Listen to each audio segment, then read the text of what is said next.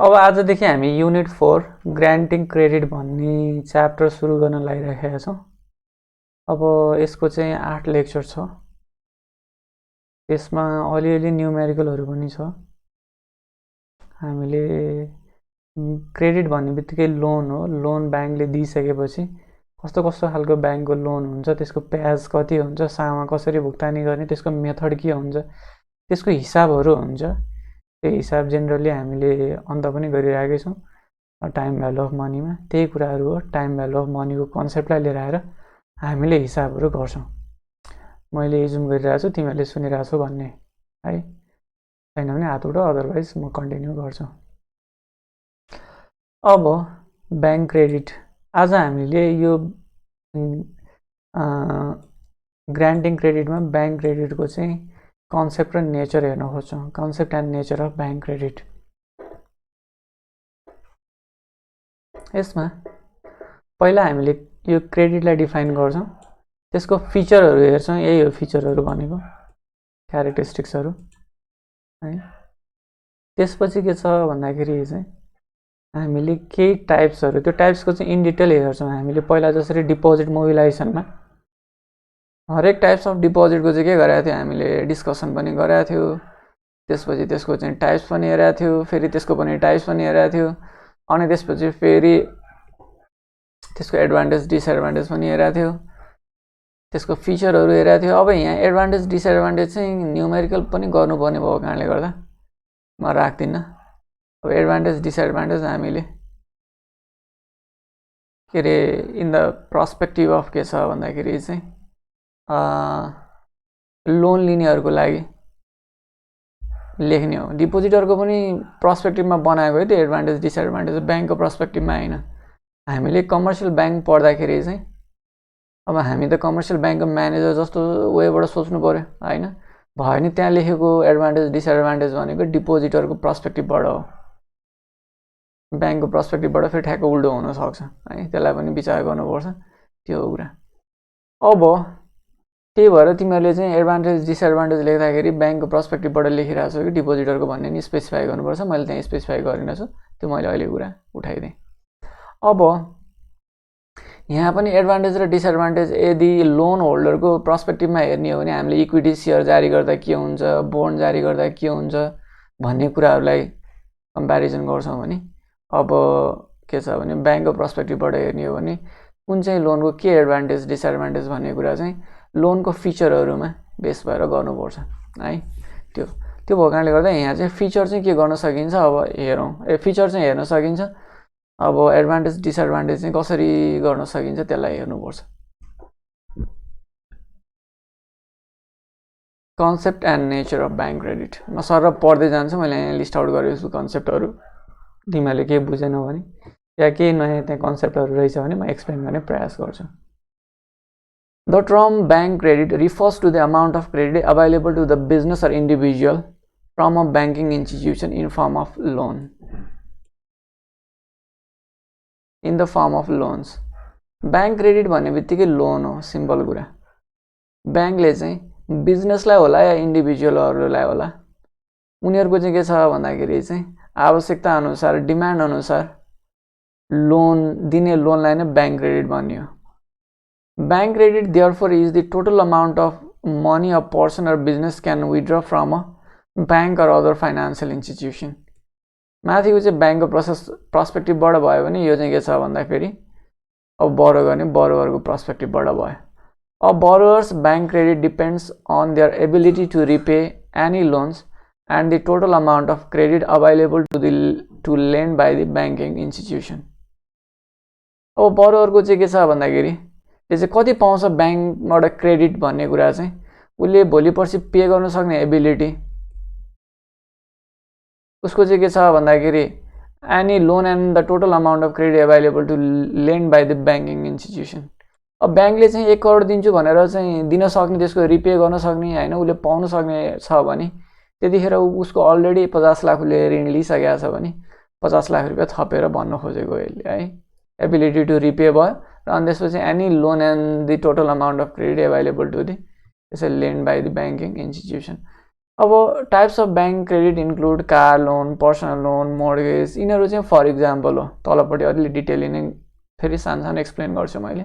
For example bank credit भनेको auto loan होला, personal loan होला, होइन, होम मोर्गेज लोन होला। ती चाहिँ के छ भन्दाखेरि चाहिँ बैंक लोन, पर्सनल लोनको कुराहरू भयो। बिजनेस लोनको कुरा गर्ने हो भने फेरि के छ भन्दाखेरि अब बिजनेस लोनमा चाहिँ लाइन अफ क्रेडिटको कुरा होला, अब कर्पोरेट लोनको कुरा होला ठुलो, होइन, होलसेल लोनको कुरा होला, रिटेल लोनको कुरा होला, तिनीहरू हुन सक्छन्। त्यो बारेमा के हो तलपट्टि हामी सबै डिटेलली हेर्छौँ। आज नभए भोलि हेर्छौँ, पर्सि हेर्छौँ है। अब बैंक क्रेडिट, मैले यसको फेरि कलर चेन्ज गरेँ।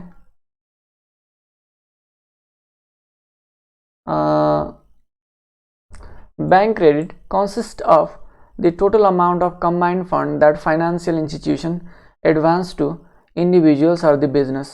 It is an arrangement between banks and borrowers where banks make loan to the borrower. Math के कुरा हो हैन।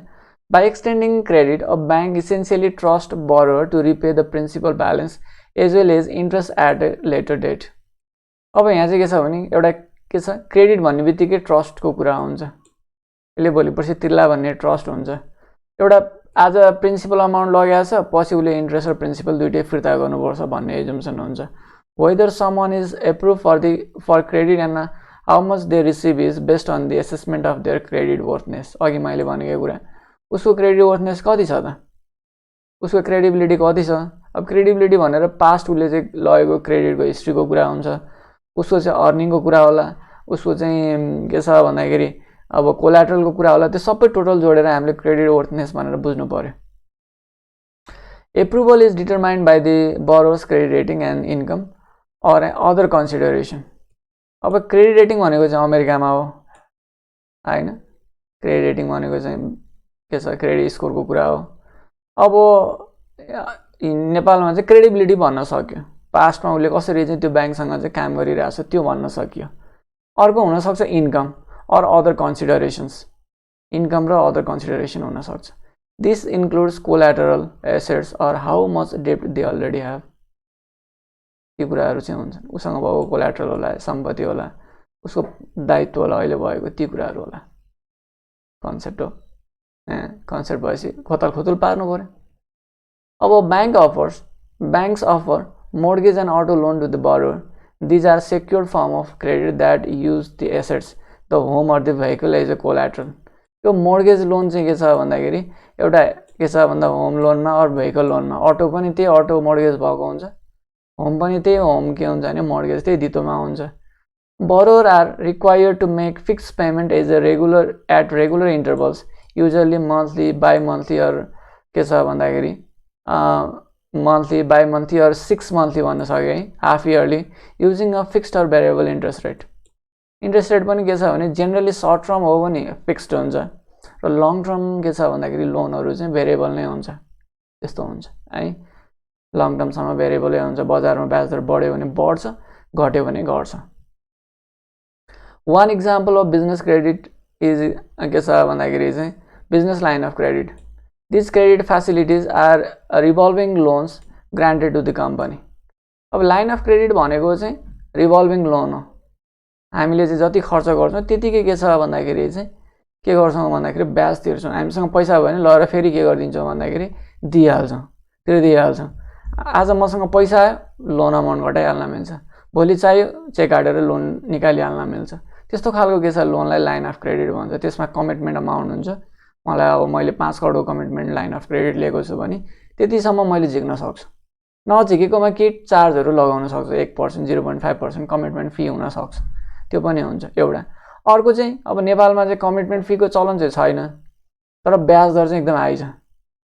लाइन अफ क्रेडिटको ब्याज नर्मल अरू ब्याजभन्दा धेरै हुन्छ, किनकि के छ भन्दाखेरि डिमान्ड कतिखेर हुन्छ थाहा हुँदैन नि त, ब्याङ्कले रेडिली उसलाई दिनु पर्यो, त्यो भएको कारणले गर्दा। अब they may be either secured or unsecured and give corporation access to the short term capital. अब के छ भन्दाखेरि जेनरली लाइन अफ क्रेडिट चाहिँ के छ भने सर्ट टर्म हुन्छ भनिन्छ। लाइन अफ क्रेडिट दिने चाहिँ सर्ट टर्म, जस्तो अघि मैले भने आज पैसा भइहाल्यो, भोलि चाहियो भने झिकिहाल्ने भने के हो त, इन्भेन्ट्रीमा लगानी गर्दा हुने हो। आज इन्भेन्ट्री बेचेको पैसा आयो लगेर जम्मा गरिदिइहाल्यो, भोलि फेरि सामान किन्नु पऱ्यो, पैसा चाहिहाल्यो, फेरि लोन चाहियो, त्यो हो कुरा। They may be either secured, यो भइसक्यो। Credit limits are normally higher than those granted to the individual customer based on the needs of the business, their credit worthiness and their ability to repay. Simple कुरा हो, माथि नै discuss गरेको कुरा। Business line of credit are normally subject to annual reviews. सधैँ के छ भने एनुअल्ली रिभ्यू गरिरहनु पर्छ। नेपालमा एकदम फेमस छ यो लोन। धेरैले के छ भने यस्तो खालको एनुअल रिभ्यू गर्नुपर्ने लोन चाहिँ लिएर घर जग्गामा लगानी गरेका छन्। व्यवसाय गर्नेले एउटा व्यवसाय देखाएका छन्, घर जग्गामा लगानी गरेका छन्, त्यस्तो पनि छ है। त्यो एनुअल रिभ्यू गरिराख्ने, अब लगेर पुरै पैसा तिर्नु पर्ने हो, तर नतिर्ने, त्यतिकै अटोमेटिकली 5,000 10,000 तिर्दिएपछि आफै रिन्यू हुने। ब्याङ्कलाई पनि नयाँ सोर्स भयो इन्कम, पुरै तिर्दिएर फेरि लियो भने त इन्कम आएन, रिन्यू गर्यो भने होइन। त्यो भएको कारणले गर्दाखेरि एनुअली रिन्यू गर्नुको लागि चाहिँ के छ, रिभ्यू गर्नुको लागि चाहिँ पुरै पैसा नमाग्ने त्यस्तो खालको समस्या, त्यसलाई चाहिँ एकदमै क्रुसियल प्रब्लमको रूपमा चाहिँ आइएमएफले डिटेक्ट गरेछ गर्न चाहिँ त्यो छ। पछि कुनै दिन आयो भने त्यो कुराहरू हेरौँला। हामीले क्रेडिटको चाहिँ के छ भन्दा तलपट्टि अब लोनको चाहिँ performing loan, non performing loan गरेर क्याटेगोराइज गर्ने, स्ट्रक्चर गर्ने, होइन। त्यसको चाहिँ के छ भन्दाखेरि प्रोभिजन राख्ने कुराहरू पनि छ, हामी त्यो पनि गर्छौँ, त्यहाँ डिस्कस गरौँला। अहिले चाहिँ यति कुरा बुझ्नु पऱ्यो कि लाइन अफ क्रेडिट चाहिँ के छ भने एक वर्षमा चाहिँ रिन्यू हुन्छ, रिभ्यू हुन्छ। यो चाहिँ सर्ट रन लोन हो। त्यसपछि the whole structure of banking is based on credit. Credit means getting the purchasing power now by promising to pay it some time in future. यो चाहिँ इकोनोमिक्स तरिकाले define भयो है। माथि चाहिँ ब्याङ्कको पर्सपेक्टिभबाट, इन्भेस्टरको के अरे लोन लानेको पर्सपेक्टिभबाट होइन, जसले लगेर इन्भेस्ट गर्छ या कन्ज्युम गर्छ, लोन होल्डरको लेन्डरको बरोवरको पर्सपेक्टिभबाट। अब तल चाहिँ के छ भने इकोनोमीको पर्सपेक्टिभबाट डिफाइन भयो। यो चाहिँ के छ भन्दाखेरि अब credit means getting the purchasing power money now and promise to pay at some time in future. आज किन्न पाउने, पर्चेस गर्ने र त्यसलाई चाहिँ भोलि पर्सि के छ पे गर्न पाउने, त्यस्तो खालको कुरालाई चाहिँ क्रेडिट भन्छ र इकोनोमिक्समा चाहिँ त्यसरी भन्छ है। इकोनोमिक्समा त्यसरी भन्छ, credit is right to receive payment or the obligation to make payment on demand or at some future tune on account of an immediate transfer. यो माथिकै कुरा हो। Credit or loan is the ability of the debtor and the assets of the depository institution. अब यहाँ चाहिँ के छ भने डिपोजिटरी इन्स्टिट्युसनको लागि क्रेडिट र लोन भनेको चाहिँ के हो भन्दाखेरि एसेट्स हो भने डेब्टरको लागि लोन जसले लगिरहेको छ त्यसको लागि लायबिलिटिज हो। अब credit means depository institutions loan and advance. Simple कुरा यही नै हो। क्रेडिट भनेको डिपोजिटरी इन्स्टिट्युसन, ब्याङ्कको चाहिँ के छ भन्दाखेरि लोन एन्ड एडभान्स हो। सकिन्छ। अब credit creation refers to the, अब क्रेडिट क्रिएसनको कुरा पनि छ। पहिला पनि ब्याङ्कले क्रेडिट क्रिएट गर्छ, मनीलाई मल्टिप्लाई गर्छ भन्यो। त्यही कुरालाई मैले अलिकति जोड दिएको छु। Credit creation refers to the ability of the depository institution to expand the deposits as a multiple of its reserve. मैले अब पहिला लेखेको फर्मुलाको कुरा हो, यो पनि इकोनोमिक्सको कुरा भयो। Credit creation refers to the unique power of depository institution to multiply loan and advance and hence deposit. Deposit र के छ लोन एन्ड एडभान्सलाई चाहिँ मल्टिप्लाई गर्ने के छ भन्दाखेरि फङ्सनलाई चाहिँ क्रेडिट क्रिएसन भन्छ भनेर यहाँ माथि भन्यो। अब फेरि bank credit is usually referred to as a loan given for a business requirement or personally needs to its customer. तिमीहरूले इक्जाममा लेख्दा यो सबै लेख्नु पर्दैन, एउटा दुईवटा डेफिनेसन तिमीलाई कुन चाहिँ सजिलो लाग्छ त्यही लेख। विथ अर विदाउट के छ भने guarantee or collateral which an expectation of earning periodic interest on loan amount. यो डिफ्रेन्ट वेबाट माथि भनेको कुरालाई डिफाइन गरेको कुरा हो। The principal amount is refunded at the end of the loan tenure. कहिले काहीँ के छ भने बिचमा पनि हुनसक्छ। Which is duly agreed and mention in the loan कोभेनेन्ट।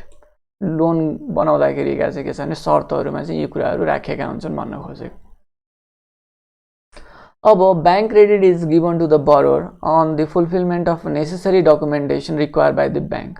अब त्यत्तिकै त दिन भएन, केही न केही डकुमेन्टेसन त पुरा गर्नु पऱ्यो। तलपट्टि हामी क्रेडिट प्रोसेसको कुरा गर्छौँ, त्यहाँ कुन कुन डकुमेन्ट चाहिन्छ।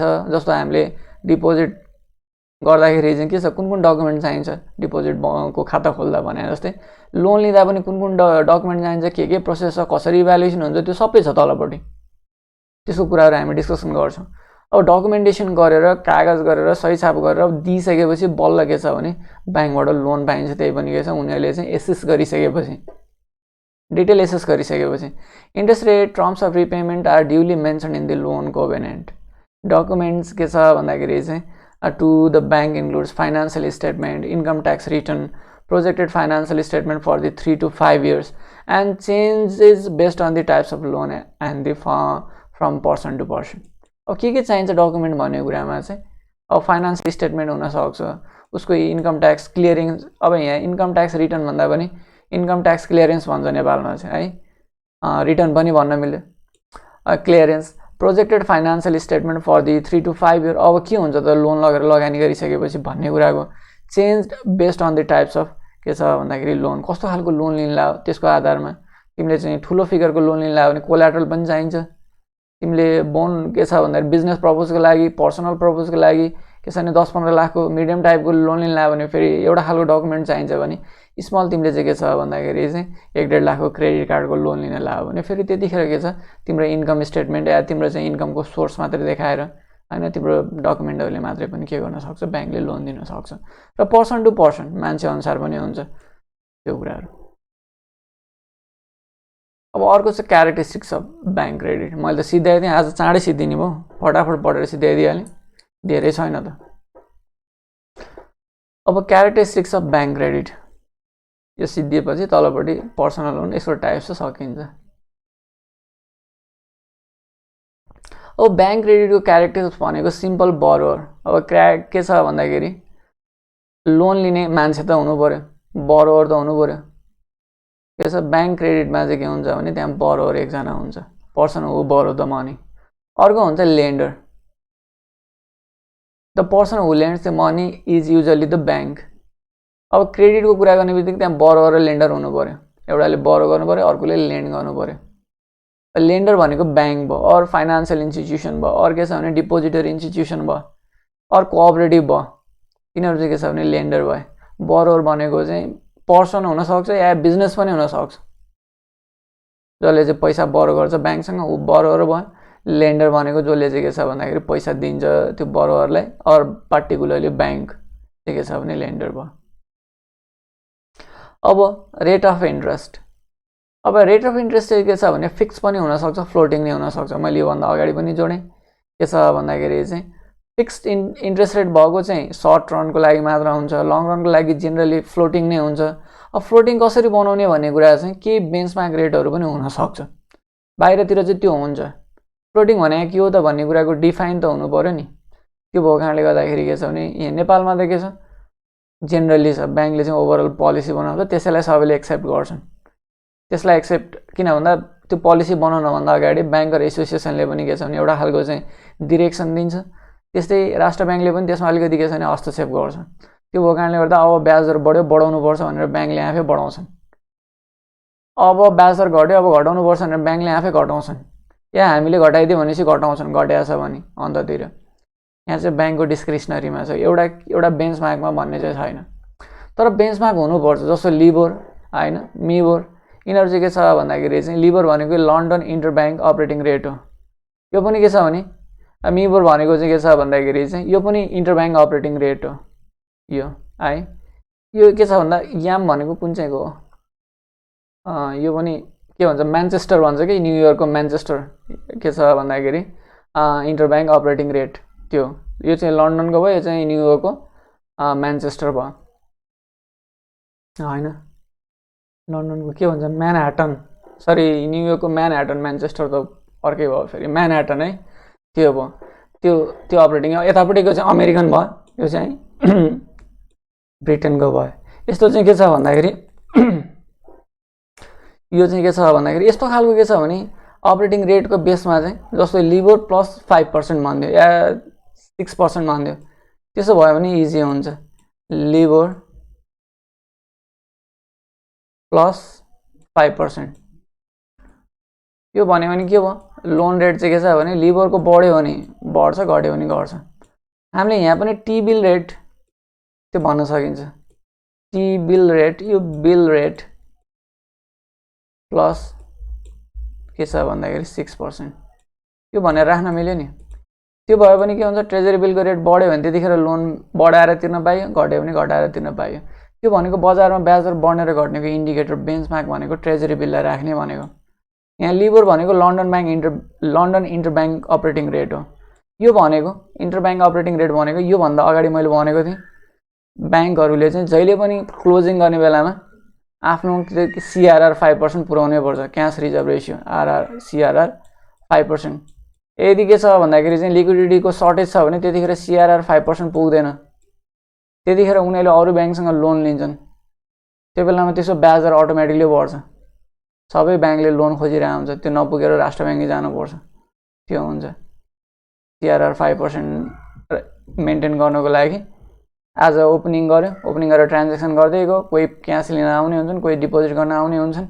अब के छ भने लिक्विडिटीको सर्टेज छ भने क्यास लिन आउने बढी हुन्छन्, डिपोजिट गर्ने कम हुन्छन्। त्यतिखेर के छ 5% CRR पुग्दैन, क्यास रिजर्भ रेसियो पुग्दैन डिपोजिटको। त्यसपछि के गर्नु पर्यो त, ब्याङ्कसँग अरू ब्याङ्कसँग ऋण लिनु पर्यो। जसको धेरै हुन्छ उनीहरूले सप्लाई गर्छन् फेरि। त्यसले नै के हुन्छ भन्दाखेरि बजारको लिक्विडिटी के छ भनेको रियल फ्याक्ट दिन्छ क्या। लिक्विडिटीको के छ भने हाई छ, क्यास अभाइलेबल प्रशस्तै छ भने त्यतिखेर लिबर रेट इन्टरब्याङ्क रेट के हुन्छ, कम हुन्छ। त्यतिखेर के छ लोन पनि कमैमा तिरेको, हाई भएको बेलामा लोन पनि हाईमै तिर्नु पर्यो।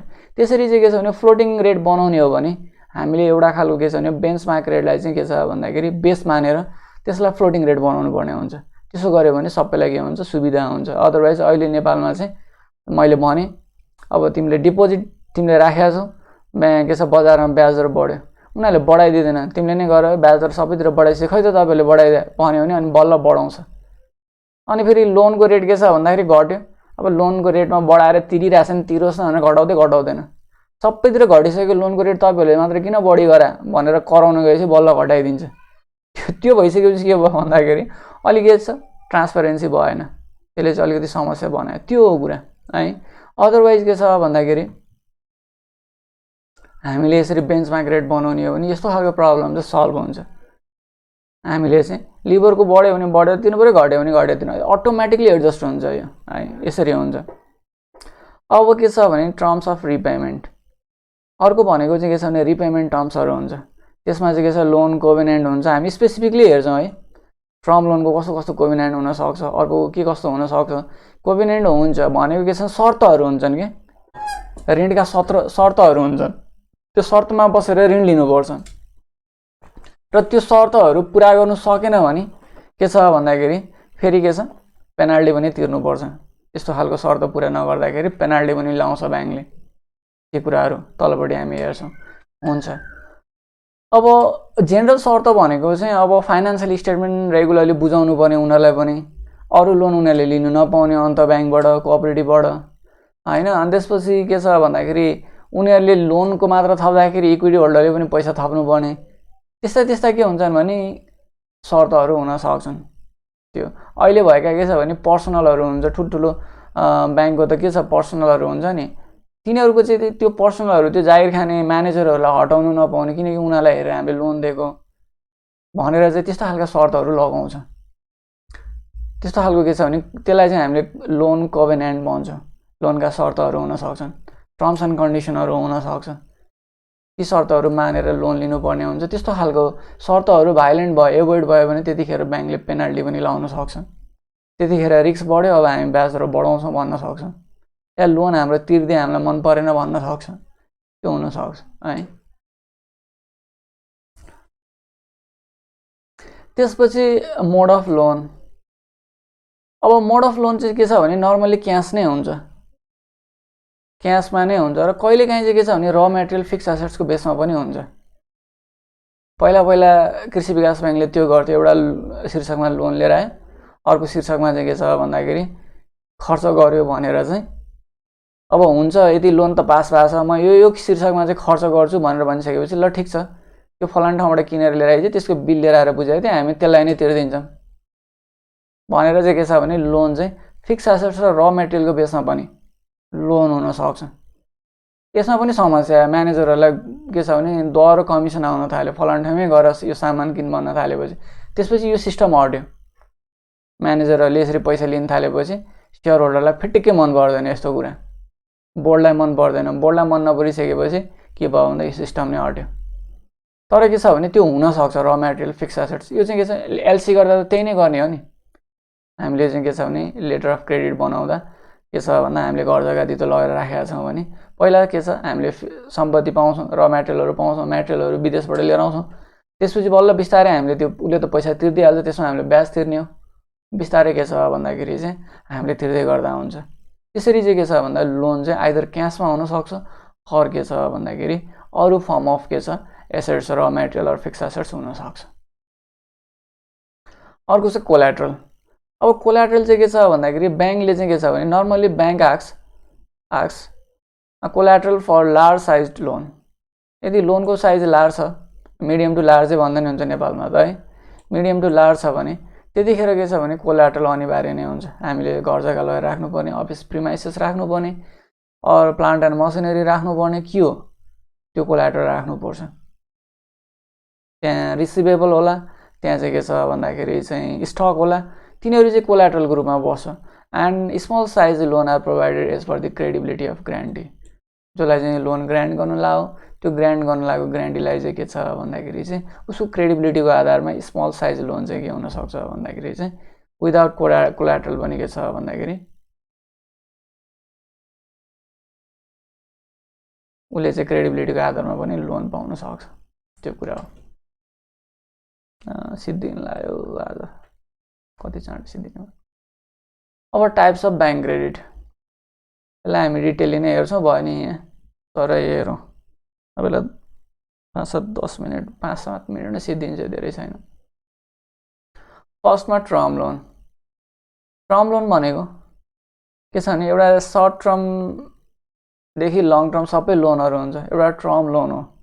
आइदर के छ भने बिजनेसले, अरू के छ भन्दाखेरि हामीले अरूलाई पनि भन्न सक्छौँ, तर जेनरली बिजनेसले नै भन्छ कि बिजनेसको पर्सपेक्टिभबाट टर्म लोन भनेको चाहिँ कसरी डिफाइन हुन्छ भने टर्म लोन भनेको त्यस्तो लोन हो जुन चाहिँ के छ भने ब्याङ्क या इन्सुरेन्स कम्पनीबाट मिडियमदेखि लङ टर्मसम्मको लागि चाहिँ लिन सकिन्छ। त्यो सोर्स अफ फाइनेन्सिङ हो जुन चाहिँ के छ भन्दाखेरि ब्याङ्क या इन्सुरेन्स कम्पनीबाट के छ भन्दा जेनरली 1 वर्षदेखि के छ 18 महिना हुँदै सर्ट टर्म, मिडियम टर्म हो भने 3 वर्षसम्मको या 5 वर्षसम्मको या 10 वर्षसम्मको 25 वर्षसम्मको पनि टर्म लोनहरू हुन्छ है। त्यस्तो खालको लोनहरू हुन्छ, प्रोजेक्टहरूले त्यसरी लोन लिन्छन्। जेनरली त्यस्तो लोनमा चाहिँ के छ इन्सुरेन्स कम्पनी लगानी गर्छ। ब्याङ्कको चाहिँ के हुन्छ भन्दाखेरि चाहिँ डिपोजिट त्यति लामो समयको लागि आउँदैन। इन्सुरेन्स कम्पनीले चाहिँ पोलिसी के छ, मैले 35 वर्षको पोलिसी किनेको छु, 35 वर्षसम्म म रेगुलर पैसा तिरिरहन्छु, थाहा छ त्यसलाई। 35 वर्षसम्म धेरै आए, यो पोलिसी बेचेको 5%ले पैसा फिर्ता माग्न आउलान्। 95% चाहिँ के छ भने यो 35 वर्षसम्म यो हामीलाई नै चलाउने लोन हो भनिसकेपछि उसले त सेक्योर ठाउँ पायो भने 20-25 वर्षको लागि पनि लोन दिन्छ। इन्सुरेन्स कम्पनीलाई चाहिँ त्यो इजी हुन्छ। तर ब्याङ्कको लागि त्यस्तो धेरै के छ भन्दाखेरि ब्याङ्कले पनि त्यही भएर एन्युटीहरू बेच्छ। अहिले तपाईँले हामीलाई वर्षै पछि के छ या महिनै पछि 5,000 लिएर आएर दिनुहोस्, अबको 20 वर्षपछि हामी के छ भने 30 वर्षसम्मको लागि पेन्सन दिएको जसरी तपाईँलाई 25-25 हजार महिनै पछि दिन्छ भनेर भन्छन्। त्यस्तो हुन्छ, त्यस्तो खालको एन्युटी पनि बेच्छन्। त्यस्तो छ, त्यस्तो खालको लोन छ भने त्यतिखेर के छ भने उनीहरूले चाहिँ अब उनीहरूको ड्युरेसन म्याचको कुरा पछि हामी एसेट्स एन्ड लायबिलिटी म्यानेजमेन्ट भन्ने छ, त्यहाँ ट्रेजरी म्यानेजमेन्टमा अलिअलि पढ्छौँ, धेरै पढ्दैन। जम्मा 4 लेक्चर राखेको छ। त्यो एसेट्स एन्ड लायबिलिटी म्यानेजमेन्टको ड्युरेसन ग्यापतिर गयो भने, फन्डिङ ग्यापतिर गयो भने अलि लामो हुन्छ। फेरि अलिअलि त मैले छुन्छु, त्यहाँ हिसाब पनि हुन्छ, त्यो हेर्छौँ। त्यो हाम्रो ड्युरेसन अनुसार एभरेज ड्युरेसन म्याच गर्नुपर्छ कि लोनलाई दिने र के छ भन्दाखेरि चाहिँ लोनको ड्युरेसन र अनि त्यसपछि डिपोजिटको ड्युरेसन एभरेजमा म्याच गऱ्यो भने त्यतिखेर इन्ट्रेस्ट रेट फ्लक्चुएसन हुँदा रिस्क हुँदैन, समाउ सेम नै हुन्छ interest earning, net interest earning. Otherwise mismatch भएको बेलामा हामीले चाहिँ के छ भन्दाखेरि चाहिँ फेरि कुनैमा चाहिँ चाँडै तिर्नुपर्ने हुन्छ लोन, कुनैमा चाहिँ फेरि के छ भन्दाखेरि लोन ढिलो आउँछ, डिपोजिट छिटो फिर्ता गर्नुपर्ने हुन्छ। लिक्विडिटीको त्यहाँ के हुन्छ भने म्याचिङ नहुँदाखेरि त्यसले समस्या बनाउँछ। टर्म लोनलाई अब त्यति लामोसम्म जानु परेन, त्यो पछि हामी टर्म लोनलाई अझै डिफाइन गर्छौँ।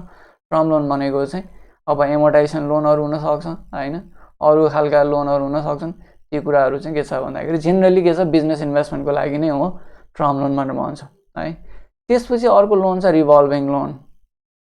अब रिभल्भिङ लोन चाहिँ सर्ट रन लोन हो। यो चाहिँ एनुअली के छ भन्दाखेरि रिन्यू पनि भइरहनु पर्छ। यसलाई हामीले लाइन अफ क्रेडिट भनेर भन्छौँ, अर्को तरिकाबाट हेर्दाखेरि यसको टाइप्समा लाइन अफ क्रेडिट आउँछ। अरू पनि हुनसक्छ, मैले फेरि पछि पोइन्ट गरिदिन्छु। रिभल्भिङ लोन हो। अब के छ, रिभल्भिङ लोन चाहिँ के छ भने credit issue by a financial institution that provides the borrower with the ability to draw down or withdraw, repay and withdraw again. त्यो भनेको कि ओभरड्राफ्ट जस्तो, मलाई पैसा चाहियो गरेर झिकिहाल्ने, अहिले मसँग पैसा भयो लगेर राखिदिइहाल्ने, एक एक दिनकै हिसाब हुने। त्यसरी चाहिँ के छ भन्दाखेरि चाहिँ लोन लिने फेरि दिने, लिने अरू दिने, त्यस्तो खालको लोनलाई चाहिँ हामीले चाहिँ के छ भन्दाखेरि रिभल्भिङ लोन भन्छौँ। Revolving loan is consider as a flexible financing tool due to its repayment and reborrowing accommodation. त्यो भएको कारणले गर्दा है, त्यसको बारेमा पनि पछि हामी हेरौँला। अर्को छ कर्पोरेट लोन। कर्पोरेट लोन भन्ने बित्तिकै बिग साइज लोन भन्ने बुझिन्छ जेनरली है। हुन चाहिँ स्मल साइज पनि हुनसक्छ, तर स्मल साइजहरू कर्पोरेट लोनले पनि रिभल्भिङ बेसिसमै लिन्छन्। अब फिक्स एसेट्समा लगानी गर्ने हो भने जस्तो प्लान्टमा लगानी गर्ने, प्रोजेक्टमा लगानी गर्ने होइन, हाइड्रो प्रोजेक्ट होला, अनि त्यसपछि कुनै रोड प्रोजेक्ट होला, कुनै के प्रोजेक्ट, रेलवे प्रोजेक्ट होला, केबल कार बनाउने, त्यस्तो खालको प्रोजेक्टमा चाहिँ के छ भने एक वर्षमा रिन्यू हुने लोन लिएर आएर त काम लागेन। तिनीहरूको त के छ भने ठुलो बिग अमाउन्ट अफ फन्ड चाहिन्छ र 10-15 वर्ष लाग्छ ऋण तिर्न पनि। त्यो बेलामा चाहिँ के छ भन्दाखेरि चाहिँ ब्याङ्कहरूले चाहिँ कर्पोरेट लोन लिन्छन्। यसलाई चाहिँ कमर्सियल लोन, और अर्को अझै के छ भने होलसेल लोन पनि भन्न सकिन्छ एउटा तरिकाबाट। Is a debt based funding arrangement between the business and financial institution such as a bank. It is typically use to fund major capital expenditure and or cover operational cost that the company may otherwise be unable to afford. Generally के छ भन्दाखेरि चाहिँ capital, major capital expenditure, plant and machinery, office premises, project होइन, अनि त्यसपछि heavy equipment, अनि त्यसपछि software cost के छ भने हाइटेक सफ्टवेयर कस्टहरू, तिनीहरूमा चाहिँ के छ भने लगानी गर्नु पऱ्यो भने त्यतिखेर चाहिँ के छ भने यसमा लिने हो। अदरवाइज कहिले काहीँ क्यासकै सर्टेज भयो भने अपरेसनल कस्टको लागि पनि लिन सक्छ। त्यो भनेको त्यस्तो खालको लोनलाई हामीले कर्पोरेट लोन र कमर्सियल लोन भनेर भन्न सक्छौँ। त्यसपछि अर्को छ कन्ज्युमर लोन। कन्ज्युमर लोन भनेको पर्सनल पर्पजको लागि, अब हामीले चाहिँ कन्ज्युम गर्नको लागि। यही 4वटा लोनलाई हामीलाई चाहिँ के छ भने डिटेलली पढाउनलाई चाहिँ तिमीहरूको कोर्स अफ स्टडीले राखेको छ। कन्ज्युमर लोन भन्ने बित्तिकै होम मर्गेज लोन होला, अटो लोन होला होइन, तिम्रो होम रिनोभेसन लोन होला, हायर पर्चेज लोन होला, त्यस्ता खालका लोनहरूलाई चाहिँ के छ भन्दाखेरि चाहिँ कन्ज्युमर लोन भन्छ। जसमा चाहिँ के छ भने थोरै अमाउन्ट के छ 10%, 15%, 20% डाउन पेमेन्टको कुरा होलान्। त्यसपछि फेरि के छ भन्दाखेरि चाहिँ तिनीहरूले चाहिँ इएमआई गर्नुपर्ने होला। अब हामीले यहाँ इएमआई गर्दा त हिसाब लामो हुन्छ, हामीले एनुअल बेसिसमा तिर्ने जसरी डाउन पेमेन्ट गरेर हिसाब चाहिँ गर्छौँ। तर अब आजकल सजिलो छ, यति % ब्याज यति भनेपछि सबै कम्प्युटरले अटोमेटिकली निकालिदिइहाल्छ। त्यो भएको कारणले गर्दा कन्ज्युमर लोन भन्ने बित्तिकै पर्सनल पर्पजको लागि, बिजनेस पर्पजको लागि होइन कि हाउस होल्ड पर्पजको लागि, उनीहरूले गाडी किन्न, उनीहरूले घर किन्न, उनीहरूले चाहिँ के छ भन्दाखेरि अब सानो अमाउन्ट हो भने पर्सनल एक्सपेन्सेसको लागि होला, फेस्टिभल मनाउनको लागि होला, उनीहरूले होइन, उनीहरूको चाहिँ के छ भने एजुकेसन लोन होला, चिल्ड्रेनको लागि हुनसक्छ, या उनीहरूले चाहिँ के छ भने बिए गर्नुको लागि लोनहरू लिन सक्छ। त्यस्तो खालको लोनलाई चाहिँ के छ भने पर्सनल अर कन्ज्युमर लोन भनेर भन्छ। त्यो चाहिँ के छ उनीहरूले के छ लगानी गरेर फिर्ता ल्याउने भन्दा पनि अहिले कन्ज्युम गर्ने र पछि कमाएर बिस्तारै तिर्ने, त्यो एक्सपाइरेसनमा चाहिँ के छ भन्दाखेरि चाहिँ त्यो लोन उनीहरूले लिएका हुन्छन् र त्यो अनुसार उनीहरूले हाउस, अटो कन्ज्युम गर्ने गर्छन्।